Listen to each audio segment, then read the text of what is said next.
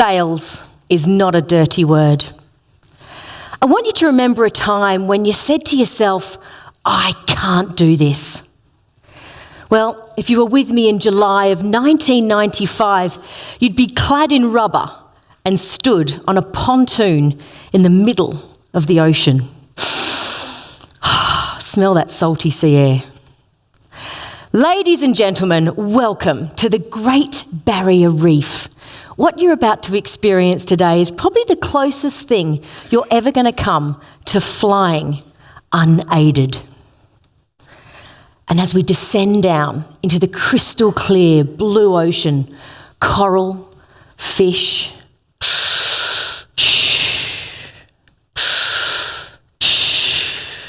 I look over at you. You've got a mask on your face and your eyes are literally bulging out of your head. You are so nervous. But I'm not nervous. I've just got this voice in my head. Lisa, what are you doing down here? You know you shouldn't be here. You know what the doctor said. Come back with me a week before. And if you were with me at the time, you'd be sat in the plush offices of the specialist. We're sat on those leather chairs, you know the kind when you're so nervous, your backs of your legs stick to them? The smell of antiseptic hangs in the air, and sitting across from us is this huge mahogany desk. And behind that huge mahogany desk is Mr. Tall, dark, and very smart. I wonder how long you got to go to school for to become a neurologist.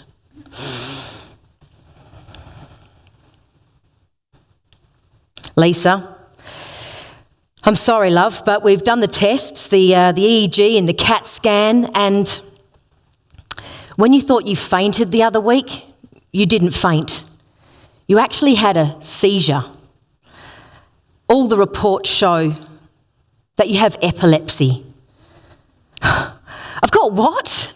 I'm an epileptic? Are you kidding me? I've got one of the only disorders you can't have if you're a scuba diving instructor. You ever been told you can't do what you love anymore? I was a human fish. I lived in far north Queensland. I dived on the Great Barrier Reef every single day. What was I going to do now? Well, I do what I do when I don't know what to do. I go home, right here to Perth, Western Australia. And it's a couple of weeks on and you see me sat in my family home. It's dinner time. Pretty sure Mum's cooking a curry tonight. And we're sat at the dinner table and my dad's at the head of the table. Now, for those of you who know Bert Newton, my dad is basically a dead ringer, except with a Pommy accent. For those of you who don't know who Bert Newton is, let's just say he goes by the nickname of Moonface. Lil, he's like full on eyeballing me. Lil, you can't dive anymore, love. Your mum and I are worried sick. Dad, I know, all right? I know I can't dive, but what am I going to do? What am I going to do now? Well, Lil, have you ever thought about coming to sell cars with your old man? Oh, get off, Dad. I'm not going to sell cars. Yuck. I'm not a salesperson. That's your gig. Lil, yes, Dad. What have you been doing out there on the reef this whole time? I've been diving, Dad. No, what have you been doing on this reef the whole time? I've been diving, Dad. Okay, Lil, let me rephrase this. Have you been taking people out of their comfort zone and getting them to try something they've never tried before? Yeah, I guess. A week later, I've replaced my wetsuit for a business suit, and my fins have been replaced by a very uncomfortable pair of high heels. I'm stood in a showroom, glass to ceiling, light shining through those shiny black showroom floors and that unmistakable smell of brand new car. Okay, look professional. Here comes the boss. Lisa, I can hear you from my office. You're talking them into the sale and you're talking them out again. You've got 2 ears and 1 mouth. Use them in that order. I've got what? I've got 2 ears, 1 mouth. Oh, I can't do this. And the winner of Salesperson of the Month is Lisa Newman. It was 6 months on from that dreaded first day, and as I stood there at our monthly sales meeting with my shiny new award in my hands, I felt home. It felt right. But more importantly, I loved the feeling of helping people. You see, sales really isn't a dirty word. And when you think about it, sales has been around literally since the beginning of time. When that beautiful Eve plucked that juicy apple off the tree, what did she do? She sold it to Adam. Come on, baby, take a bite. And if you look at all the top wealthiest people in the country, they've all got one thing in common. They all sell something to someone.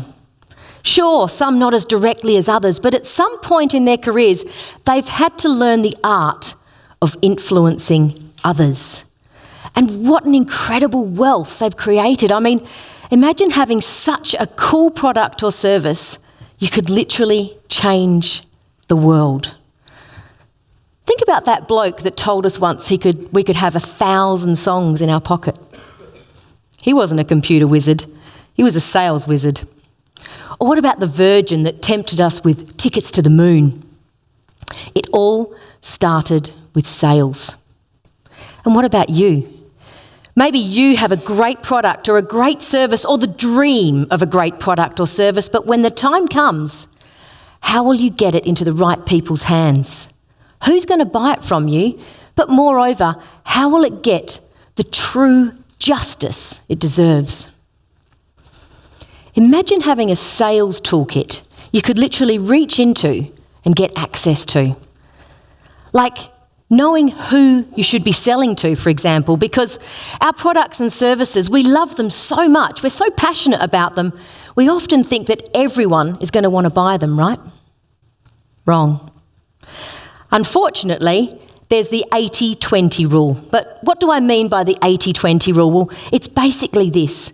80% of your business comes from 20% of your clients. And it's this 20% that you want to be targeting. You know, so many times in business, I see people trying to be everything to everyone when wouldn't it make more sense to start being something to someone? Yes, selecting the right clients is just one element of that sales toolkit that I spoke about, and it's helped me in ways you wouldn't even imagine. In 1999, I decided to head east. And if you were with me on this warm summer's day, you'd be stood on the pavement in St Kilda Road, Melbourne. And as we stand there, our eyes lift up and look at this enormous black building in front of us. Emblazoned across this building is this huge guy with an electric guitar. Wow, a radio station. I wonder if they need salespeople. My jittering hand literally reaches out and presses the up button on the coolest looking rock star glass elevator. And as I go up, the voice starts. You can't do this. You're not good enough for this. Lisa Newman, we think you'd make a fabulous radio sales executive. Here's the yellow pages. There's your desk. Now go find us some clients. I kind of slunk down into my little sales cubicle, looking at a computer I knew nothing about, with my yellow pages and all these really chic-looking Melbourne people all around me. No clients, no clue. I literally had felt like someone had just pushed me off the edge of the continental shelf, covered in weights and no air in my tank. That was 19 years ago. And I've had an incredible career in the radio industry since then. So much fun. And all along the way has been my beautiful little sales toolkit. But it wasn't until 2013 that something really turned. You ever been given a crap present? Yeah, well, it's my 40th birthday and my best friend, she looks like a Barbie doll, but she's got the IQ of a brain surgeon. She decides to give me this voucher. Thanks, Cara. What is this? You know when you get those presents and you're like, what were they thinking? So it's a multi-speaker event. Come on, Lise, come along. You'll love it. Oh, whatever. So off we go to the Perth Convention Centre, and we're sat there amongst 5,000 other people. And one after one, these salespeople keep coming up on stage trying to sell us stuff. Everything from Bitcoin to online internet guru to foreign exchange wizards. Thanks, Cara. Yeah, great. Wait till your birthday.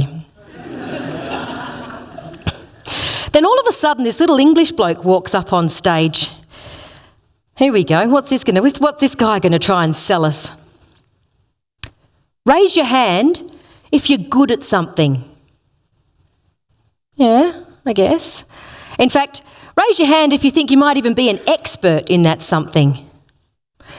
Well, 19 years of sales, I guess. Yeah, I guess I'm an expert. Well, you're being selfish.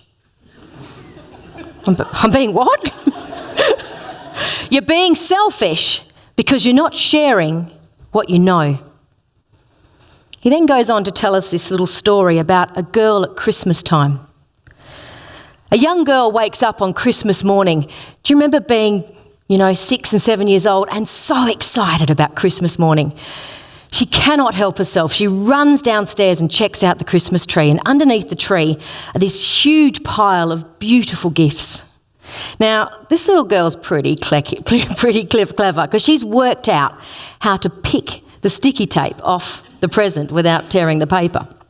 So she starts on present 1 and she looks inside and she's like, what? They got me this gift last year. Opens up the second gift. Same gift as last year. Third gift, same. Fourth, same. Fifth, same. She cannot take it any longer. She runs back upstairs. She pushes open her mum and dad's bedroom door and she's like, guys, what happened?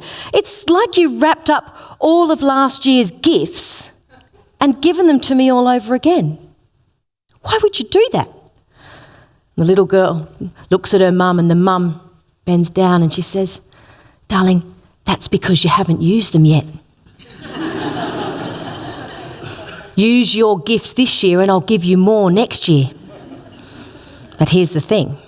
Share your gifts this year and I'll give you double next year.